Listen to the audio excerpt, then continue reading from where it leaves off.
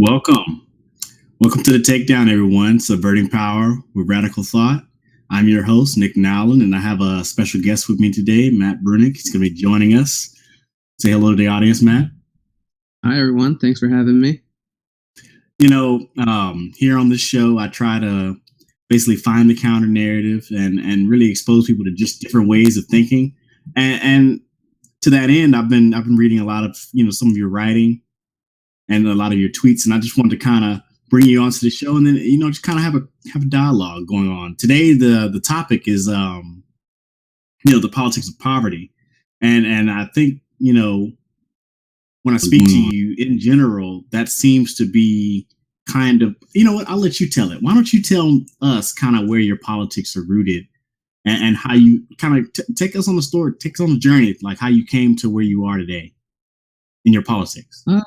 Yeah, so I grew up lower class in Texas, right outside Dallas. Single mother, 2 kids, and we were low income, and got benefits here and there, depending on the year how things were going. I naturally disposed to at least being sympathetic to anti-poverty politics and that kind of thing. When I was in high school, I joined a debate team, and as part of the debate team, we had to learn, political theory, political thought, that kind of thing, in order to, actually be able to debate successfully. And I was really drawn to the kind of left-wing theories, whether it was, socialist thought or anarchist thought, or even some kind of liberal egalitarian thinking, that sort of thing. Those were the texts that I gravitated towards and that I used most when I was debating in high school. Then in college, I continued along that lines, majored in philosophy. So I kind of kept reading books and books and books about, left-wing thought and left-wing theories of the economy and politics and that kind of thing. And got involved in activism. I've worked for a few different unions over the years, and just kind of moved in that direction. Yeah, so that I kind of picked that up, like that. Particularly like the politics of poverty. I'm not so sure on maybe like sympathy or empathy. It was more like maybe it should be like a justice oriented, like an economic justice per se, rather than empathy, right? Like, I think those are two separate things, and the distinctions are hard. What do you think about that? Yeah, no, I think that's right. Like the issue is that however good or bad a poor person might be, it doesn't matter. They shouldn't be poor.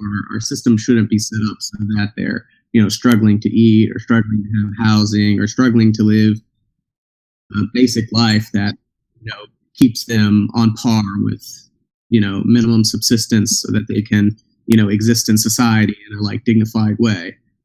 A lot of poor people, just like a lot of rich people and a lot of middle class people, are not good people, not terribly sympathetic, not fun people to be around, because in every area of society you have assholes and whatever, but that's not what it's about. You don't need a sob story, or you shouldn't need a sob story to want to make sure everyone's doing okay. Yeah, and see, that's I think exactly what you said there kind of highlights what I was talking about. Like, it's not necessarily a politics of empathy, but a politics, not necessarily a politics of empathy or charity, more like a politics of justice. What's right and what's just and fair, in like a Rawlsian sense, right? So to branch off of that, let me say this.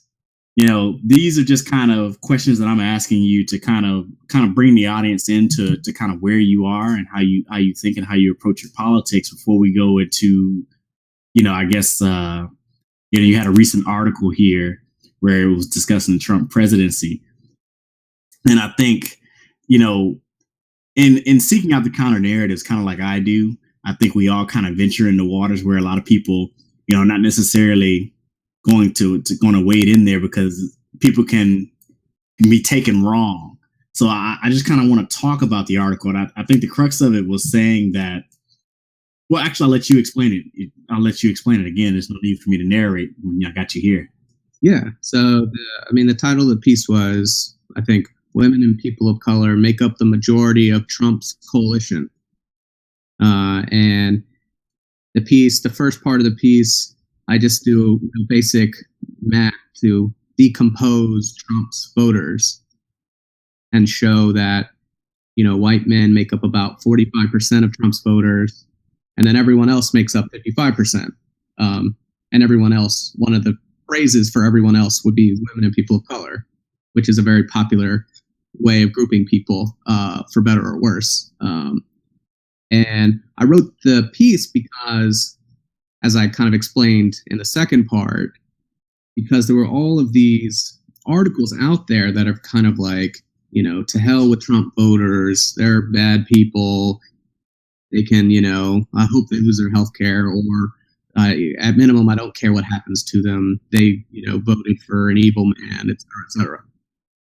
And so the idea of the piece was to say, well, there's a way of describing Trump voters that is actually very sympathetic to you, because you're very sympathetic to women and people of color and all the challenges that they face, whether it's in, wage gaps, reproductive justice, racial wealth gaps, police violence, etc.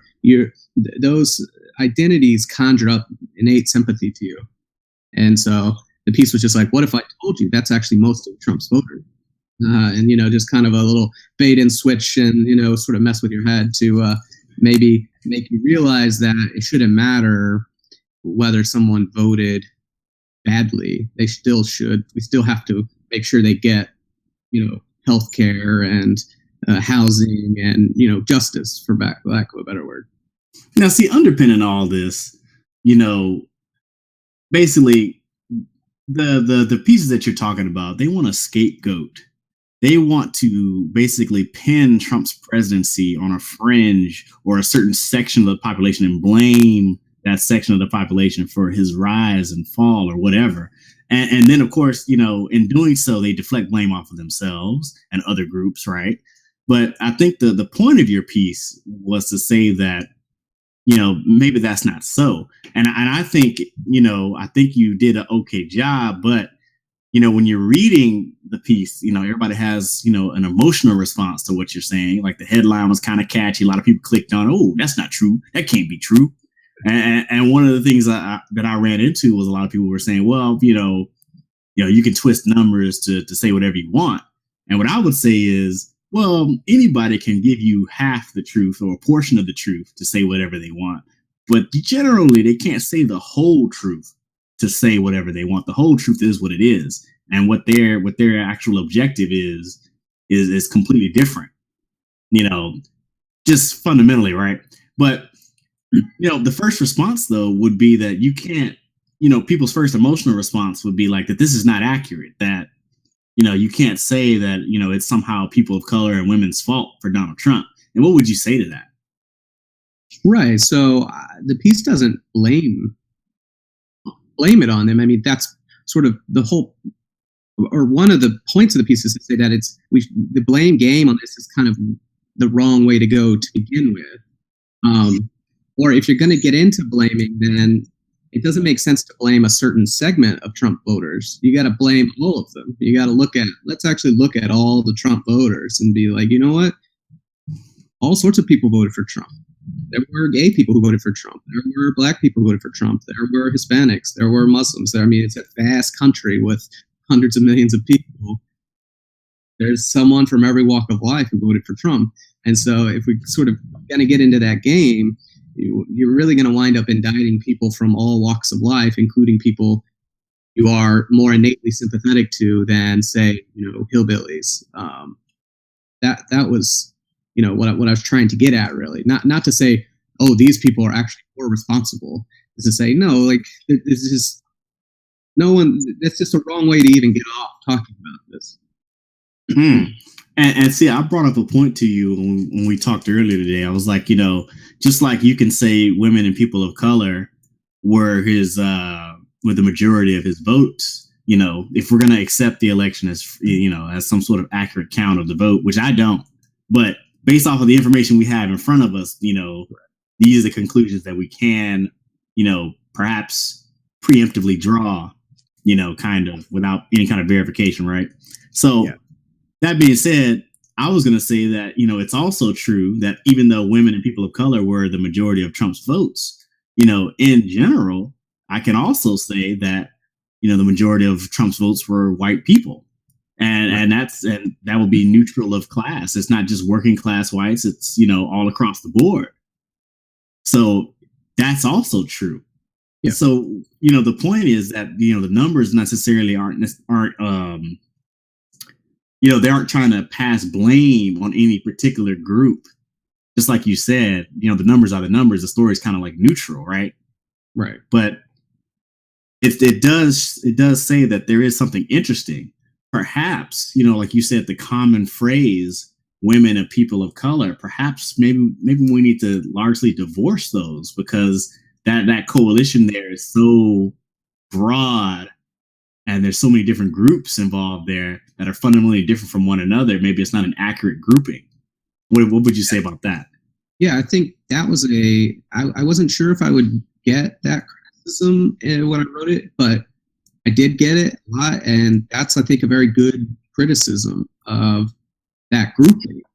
Of course, I didn't come up with the grouping. It's, all over the place. If you read anything online, you see it all the time. And it's a kind of a strange, I would say almost aspirational grouping. Like, the people who use it really aspire, really want it to be the case that, like, women and people of color, which describes just this huge mass of people from, Walmart heirs who are women to the poorest immigrants. It lumps them all into a big circle, and like, that's a coherent group that we can make statements about. And that's kind of absurd. And it's both absurd in the sense that those lives are very different. The life of a well-off white woman is different from the life of a poor black person, and so on and so on. But also in that the way they behave is different. The way they vote is very different. And the way they interact is different, right? It's not as if they form organic community. They're all like, they see each other and they like have a knowing nod or something like that. They have these huge internal divisions, and that I think is a very fair criticism. Yeah, but I think to hold on, I'm gonna let you come back to that thought. I want to just say one thing there. Like, I think that was the first thing that I came up with. I was like, well, it's not really very good to say women and people of color, because, women is, generally when we're in our discourse, when it's dictated by liberals, and I use that term for, Democratic partisans and, the elite of the left, the center left elite people, neoliberals, whatever you want to call them, they're generally referring to, almost like white women. And that's, I hate to say it like that, I really do, but that's really what it seems to be. And I was saying that perhaps that, in that grouping, they are fundamentally different from, the rest of the people of color, which includes women and men, maybe they're fundamentally different from that. People of color already contains women of color in it. So if you add women, say women and people of color, women only refers to white women. Like, you don't need it if you're not referring to white women. Yeah. And you know what? I like how you pointed that out. I wasn't going to go there and do that, but I definitely do. I definitely do recognize that that's what it is. That's why I said it, I said. But to finish your thought before that, before I had to interrupt you for that. Oh, I mean, yeah. Basically, that was my point. They're very different. It's not a like coherent community with a coherent set of interests. It's a kind of aspirational, fictional group that is massive and over-inclusive, and a lot can be said of it that is true. So many internal divisions, Yeah. Now, what I don't want to get is into a space where, some of the different groups in there are comparing their oppression levels. Like, we don't want to get into that type of thing, but at the same time, I think in particular with this one particular case, when we say women and people of color, like you already said, that already includes women who happen to be of a different color, right? Or of color, excuse me. We're specifically talking about white women, and when we compare them to how they interact in the system, how the system interacts with them, and how they've done, traditionally in these coalitions, they've generally, there's a lot that's been done on their behalf, I think, whereas I guess the people of color cohort have kind of been left behind in many respects, especially when we're talking about dollar signs. Yeah, I mean, when you see the wage gap estimates and they do it like as a percent of white men, like after white men, I think comes white women, and then comes like Latino men, and then so on and so on. But it's like white women are sort of after white men. They're like number 2 when it comes to income and wealth and that sort of thing. And then the rest follow, like, further behind. So, if what you were worried about is dollars, like you said, then that would be a fair point. But at the same time, like you said, it's not, the point is not to say, when I'm making this, is not to say that, oh, some of them have it better off than others. It's just to say their situations are different. They're just facing different situations. The problems that an undocumented immigrant has is very different from the problems highly educated, even though they both have problems of one sort or another, whether it's a misogynist workplace or ICE raids. But those are very different experiences, and lumping them all together under that heading is a weird tick. But now, let's bring it. Let's further drive a little wedge off in there and to make it complete, sort of. Just like you said, their problems may be different, but their interests are also different, and sometimes their interests kind of how can we say, they diverge.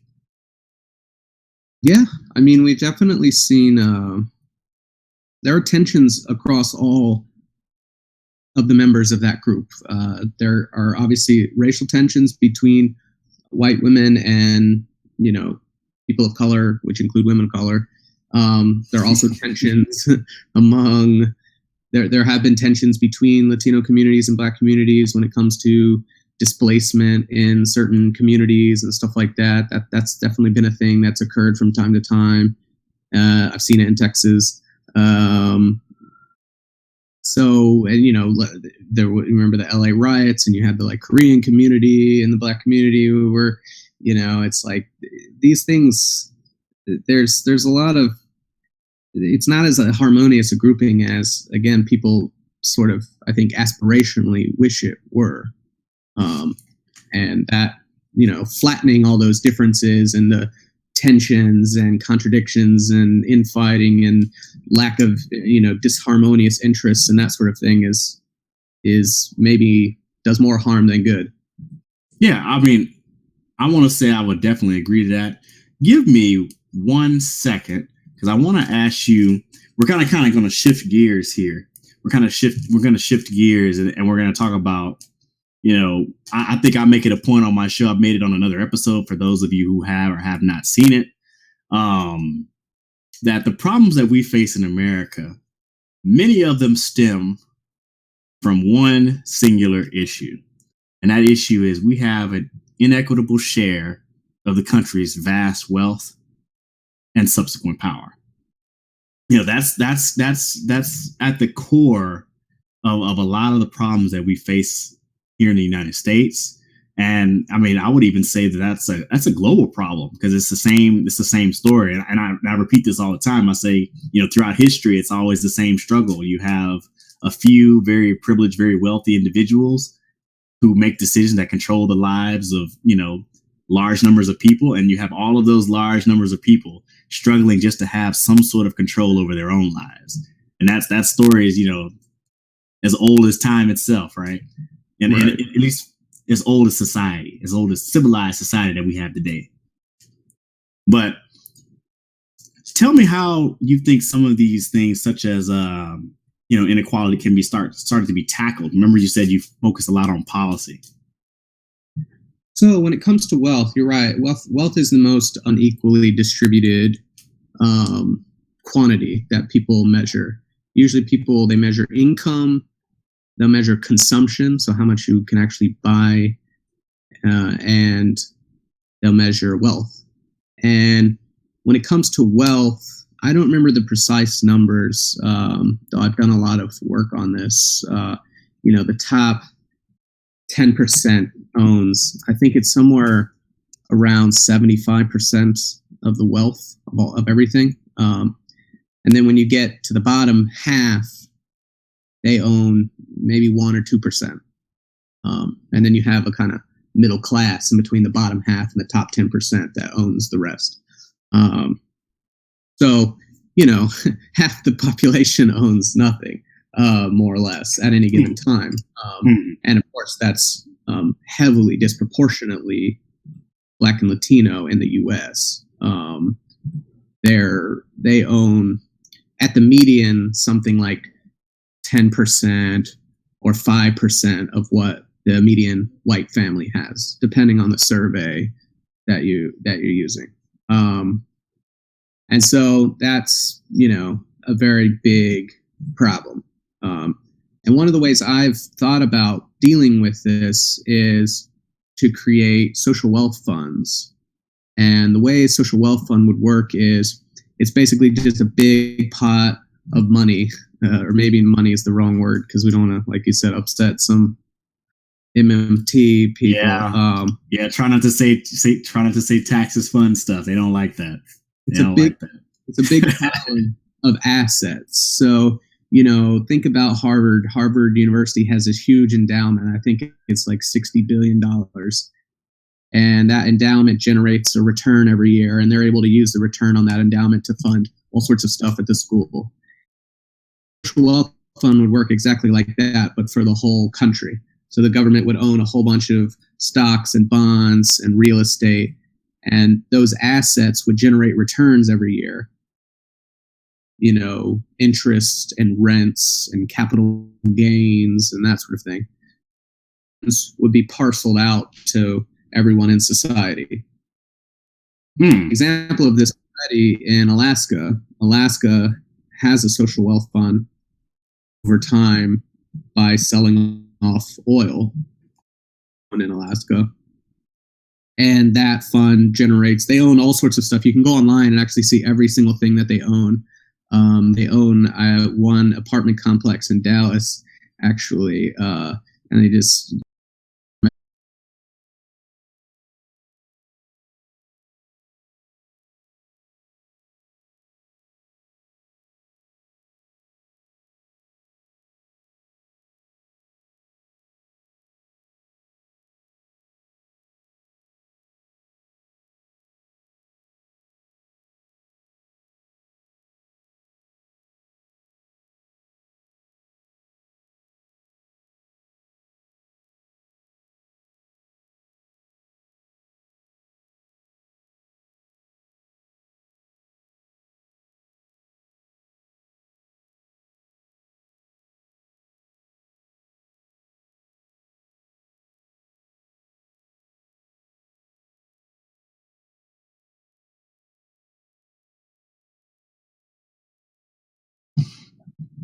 All right. Sorry about that, guys. We had a technical difficulty there. We just kind of crashed out. I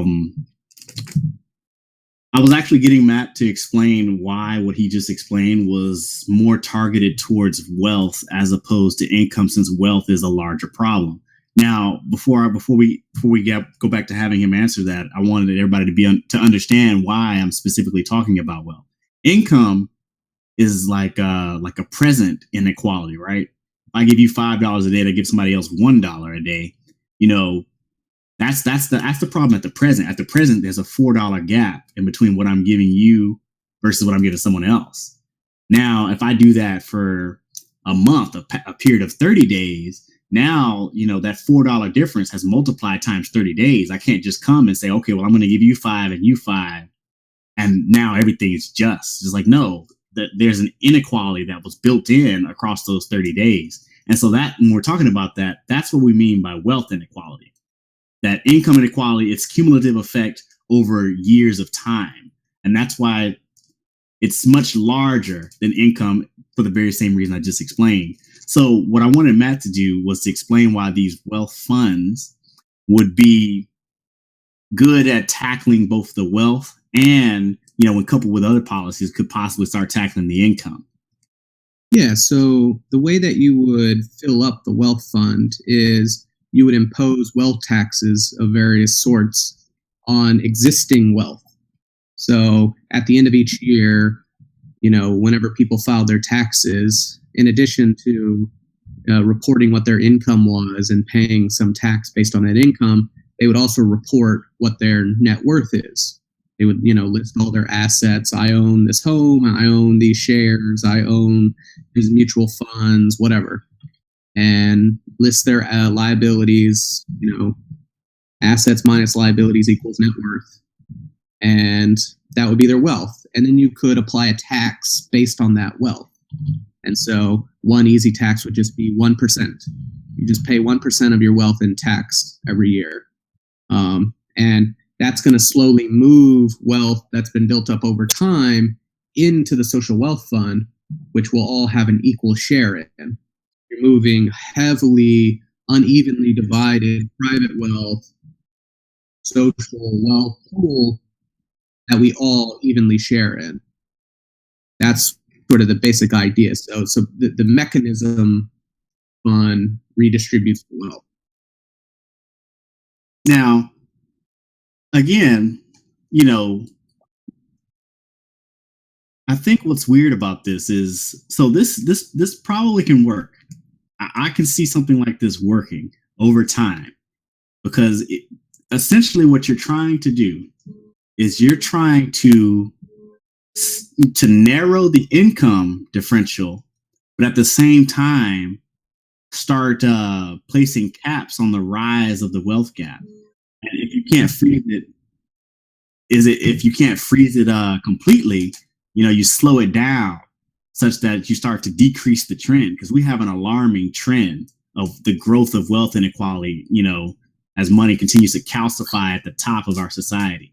So I think something like this is probably along the right path to be traveling. Now we have to enter, okay, what about the politics? So the first thing is, this seems highly it's like a confiscation from people who have, I guess, so to speak. I mean, it would be a very tough, if you believe that the rich control the politics, or we should say the wealthy control politics, this would be one of the most heavily fought thing you could ever imagine. I mean, like I said before, I think it's something like 75% of all wealth is owned by the top 10%.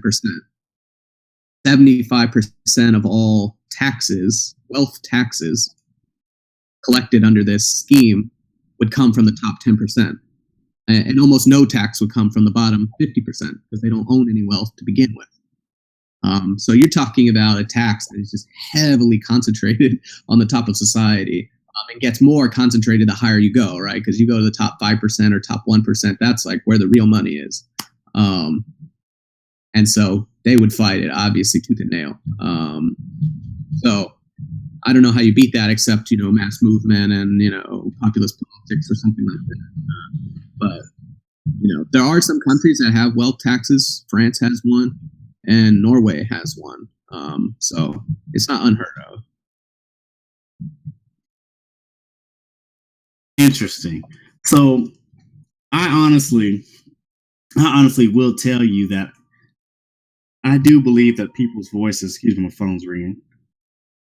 I do believe that people's voices matter. I think in general, if they didn't matter, there wouldn't be a massive propaganda machine pumping out nonsense every day, every minute of every hour, 24 hours a day, 365 days a year, to make sure what you think is modified within the bounds that they find acceptable. So I do believe that people power does matter, but at the same time, I see that in our politics today,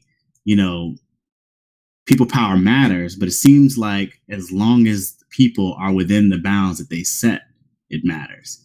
And I'm trying to figure out, how do we get beyond that? How do you break free of that? I'm not sure, but I do definitely believe that something like this probably should be something we look at in the future to try to start tackling both wealth and income.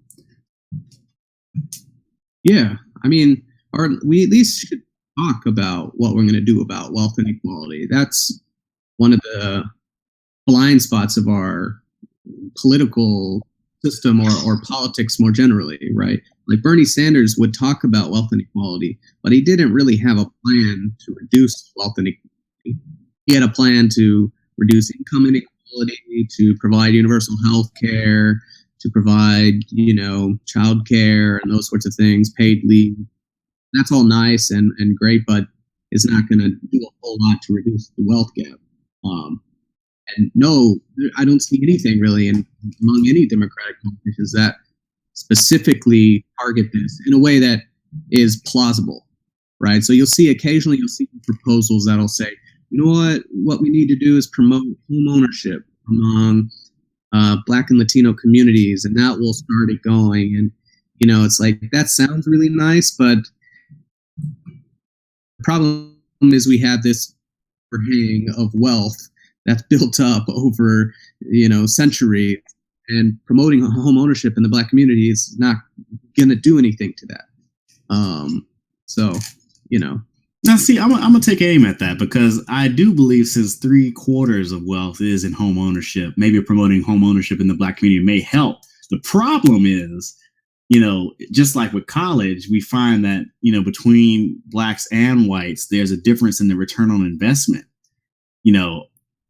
I think Black people with a college degree earn like 40%, 36 to 40% less than their white counterparts for the same education. So the return on investment is just lower. So even though you get people into homes, there's still the problem of having the same return on investment from the homes that they get into. Like, the growth of the property values, the growth in equity is not the same. So their return on investment is not the same. So that will be something that will have to be tackled separately. But I do believe you can do some good by at least increasing the rate of home ownership. It's just not going to be enough. But I guess if the way that you're buying the homes is by spending money from your current income, then it's no different than just saying, well, help them save more. Like, what you're doing is you're building current wealth by saving more in the form of, this forced savings vehicle of a house, which is fine, and that definitely can help, but it doesn't close the gap that's built up. I mean, unless you can kind of accelerate it a little bit, but like, there's still this huge overhang that's just going to be sitting there. Well, you're not going to outrun it by, promoting home ownership in this kind of way. Now, maybe if you tax the wealth and used it to give Black and Latino people homes, that would work, right? Because then you have a very clear, transfer. But if you're not doing that, it's hard to see. Also. Yeah, I mean, I don't disagree. I was just thinking, of course, promoting home ownership by saying, well, you should go buy a house is not exactly what I meant. Obviously, what I meant was using the public resources to make ownership of homes more feasible for people in the middle and lower income areas. Affordable housing, so to speak. Home ownership, even in affordable housing, should have been, kind of what I meant when I said that. But let's take a second. I think a lot of people, giving you a little bit of grief here for saying why group those two together. And I think the point was to take aim at the common liberal nonsense where they do group those groups together. They're grouped together all the time, and they probably shouldn't be. And in their minds, it is congruous to group those people together because they have an agenda. So what he was doing was turning that agenda back on them and saying, by their own logic, they shouldn't be saying what they're saying. I think that's the point. I think he agrees that, like, I'll let you say it. I think you agree that, probably, women and then people of color, which also includes women. So women only mean white women, probably shouldn't be grouped together the way they are in the common discourse. Do you agree or disagree with that? No, I agree with that. And yeah, my piece was to, like you said, take an existing grouping that is commonly used and for which there seems to be a lot of sympathy and kind of turn it and say, this group that you have a lot of sympathy for, that's actually makes up the majority of Trump voters. And so, you should think about that when you're saying down with Trump voters. And the fact that this is to say, well, that group is really overbroad and doesn't really make a lot of sense, then okay, I agree with you. That group is really overbroad, and maybe all these writers, and I could go online and Google it and show you dozens and dozens of writers who use it and say, well, maybe you should have a discussion with them about this phrase that's so popular. Yeah, I've never been a fan of that phrase. Like I've always keyed in on exactly what you said here on my show today, like what it means, and I've always not been very friendly with that term. I say this all the time. I believe that for those groups, in order to be in some sort of coalition for one another, there needs to be, if not a shared interest, but maybe more like a shared commonality amongst the two. But the problem is their interests a lot of times diverge. And so when their interests are diverging like that, it's hard to really be a congruous group. If you get in a situation where kind of, due to power relations in our society and power relations in the group, some people get stuff and then others do not. So that's kind of the situation we're in. And I think it's probably best that we try to basically take it to the journalists and writers who are grouping them together and possibly give them pushback and say these groups are not congruous. They're not. What would you say? Yeah, I agree with that. I don't have much to add. Anyway, let's move on, I guess, to our last part of the segment, and then basically I'll answer some questions that we have in the chat here, and then after that I'll basically let you tell everybody where they can find you, and if you have any other writings that you would like them to check out, and then we'll go ahead and close out. But the last section, we're going to move on to basically the politics of it all, right? And I know we talked about that with the wealth funds and what it could do and what its potential was and how politically it's very, very difficult. Let's talk strategy. So a lot of times people, when they refer to these politicians or people that they generally have a good view on, when these people do things that are counterintuitive, they want to say like, well, he's playing 3-dimensional chess or 3-dimensional checkers. And I remember I had to listen to this like 24/7 with Barack Obama, and it just made me want to bang my head against the wall. So here we are. We have a Bernie Sanders. Am I okay in saying you probably may have aligned with Bernie Sanders in your politics? Yeah, I mean, he's the closest because he supports, welfare state and unions and that sort of thing. Okay, and folks, we all know that unions don't have a checkered past too, but they did provide some things that we do need, and that's something that's undeniable. One place where you can get people to understand their common interests and to work together is a union, because they understand that all people are working. It was people who work and then the people who own, and so that is a very, very important thing about a union, and they have the ability to pool resources and make stuff like that happen. But back to Bernie Sanders, I find that he's almost, first let me put this disclaimer out there. I support Bernie Sanders in general, in a sense that I respect what he's done. I respected, really pushing back against Hillary Clinton in the primary, but now the primaries are over. And so we have to understand, okay, well, while you have done good things in the past, you can't just ride that, indefinitely. You have to continue to do good things, or at least what I would say is at least adopt a do no more harm approach.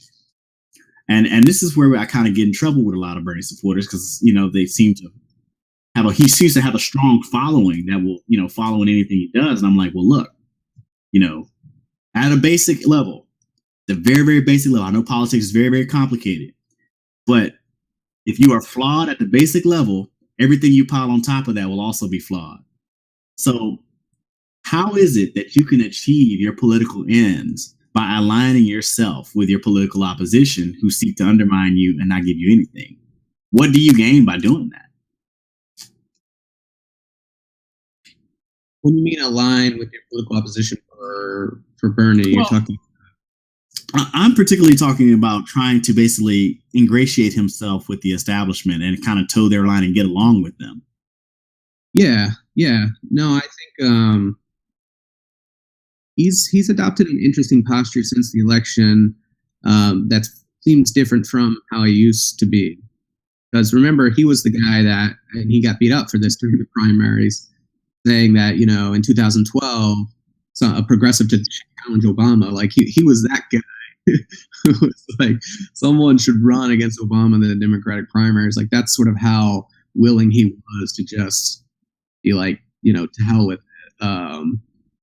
And now he's, you know, after the election, he didn't introduce the single payer bill in the new Congress initially, which is something he's done for years and years. And he has kind of taken on a more general role where he seems like he's trying to, I don't know, be more of a unifier and, you know, bring people together more instead of serve the role he used to, which was as like a hard, just, you know, tell it like it is critic. That's, no, you're not doing right. I'm going to hit you. I don't care who you are. Compromise, I think, somewhat his role. Politics.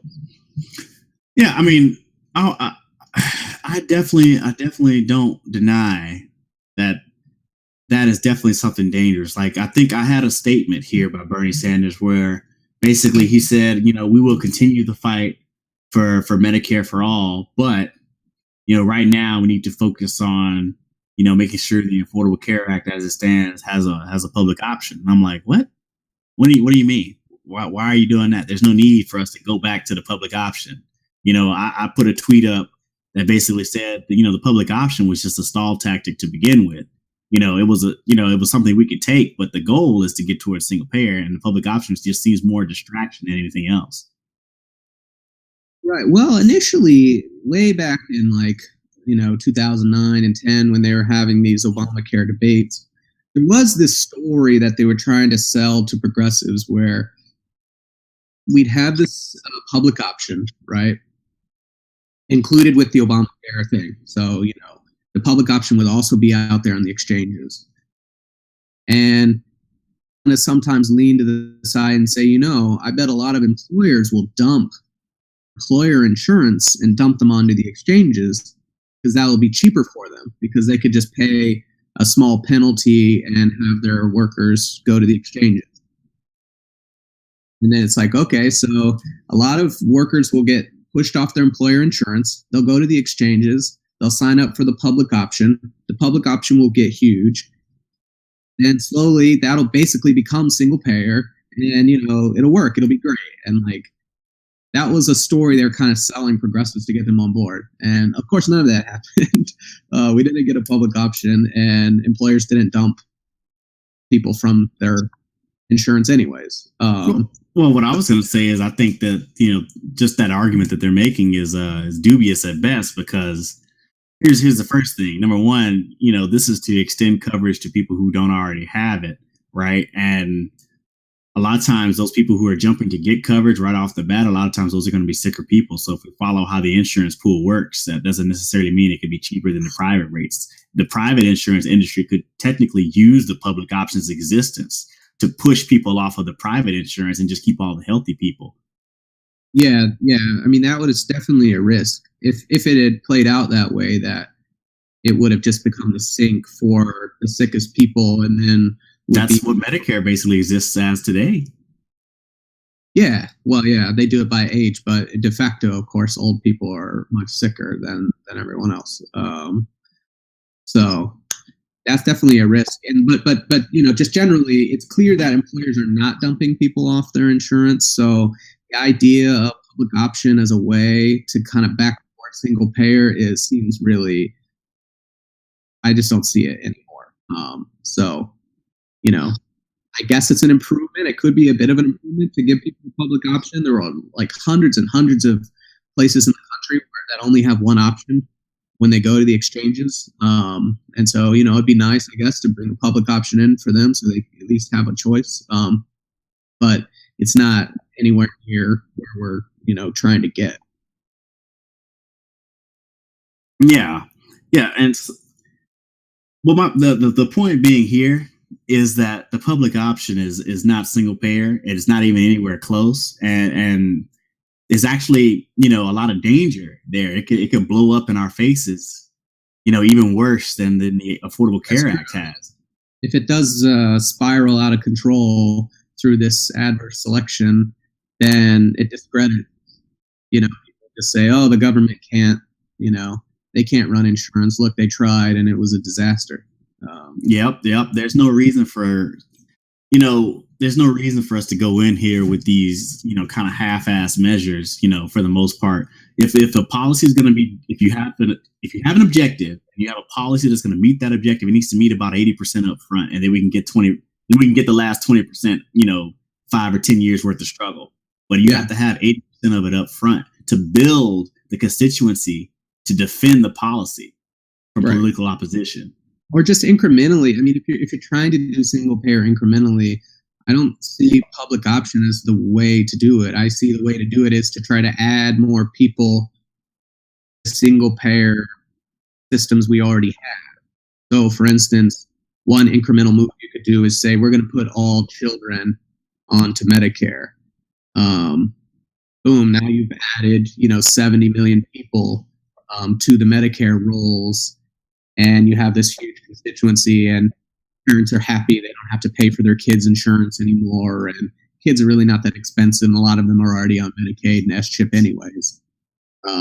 Like, that's incremental, is like just put more people onto the single payer rolls. Public option is really not anything like that. And so it's a weird stepping stone. And I mean, arguably not even a stepping stone.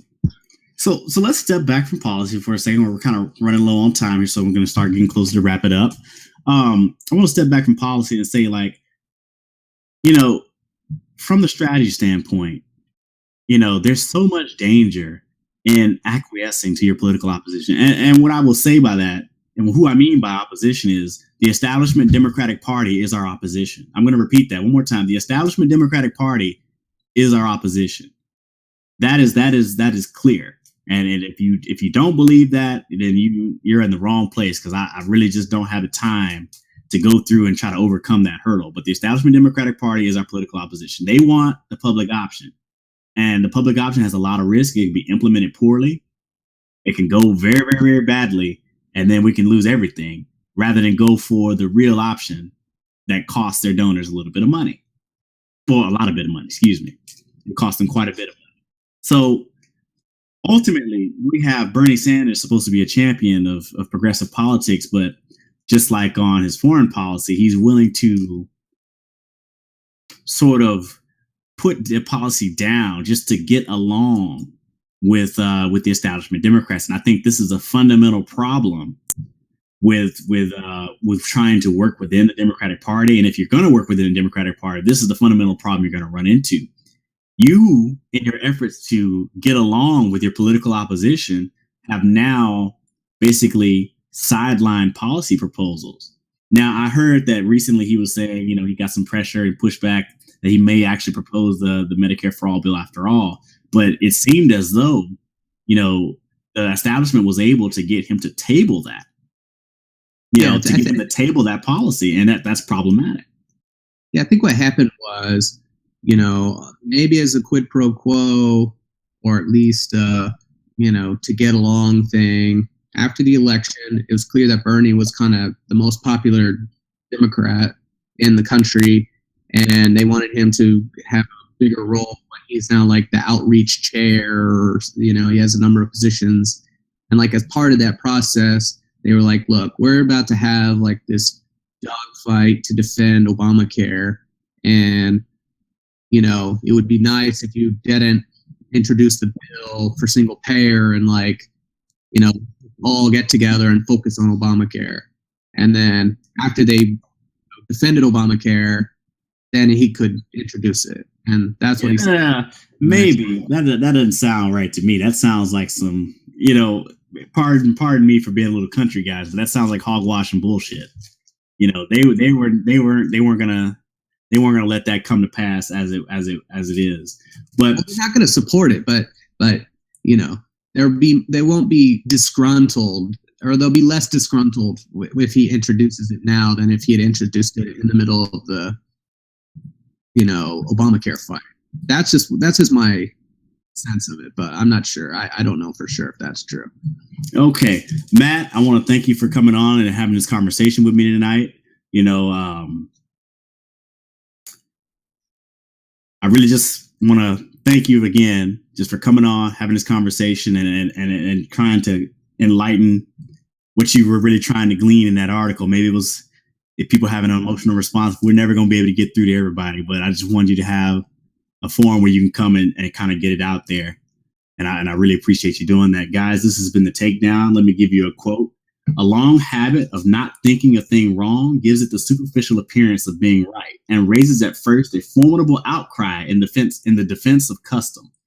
But the tumult soon subsides. Time makes more converts than reason.